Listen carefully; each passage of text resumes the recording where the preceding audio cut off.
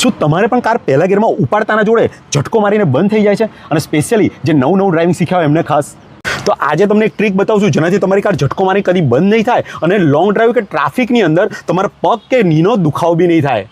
તમે જ્યારે પહેલા ગિયરમાં કાર ઉપાડો છો ત્યારે આ રીતે આખો પગથી ક્લચ દબાઈ દેતા હો છો અને સાથે એક્સિલેટર પણ આપતા હો છો, જેની ખરેખર જરૂરત જ નથી હોતી.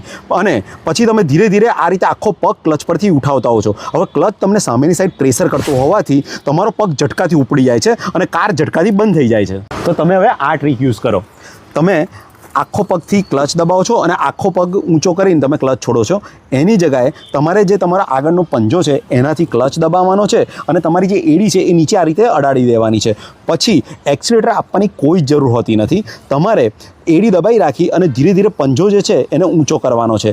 આનાથી થશે શું, અહીંના પ્રેશરના કારણે તમે ઈચ્છો તો બી તમે ઝટકાથી ક્લચ છોડી શકશો નહીં અને તમારો જે ક્લચ છે એકદમ ધીરે ધીરે આરામથી તમારે ઊંચો આવશે અને કાર તમારી ધીરે ધીરે આરામથી ઉપડશે અને કાર ઝટકાથી બંધ બી નહીં થાય. તો જ્યારે પણ ગિયર બદલો ત્યારે આ રીતે ક્લચ દબાઈ અને પૂરો ક્લચ છોડ્યા પછી જ એક્સિલેટર આપો, જેનાથી તમારા ગિયરબોક્સની અને તમારા પગની બંનેની લાઈફ વધી જશે.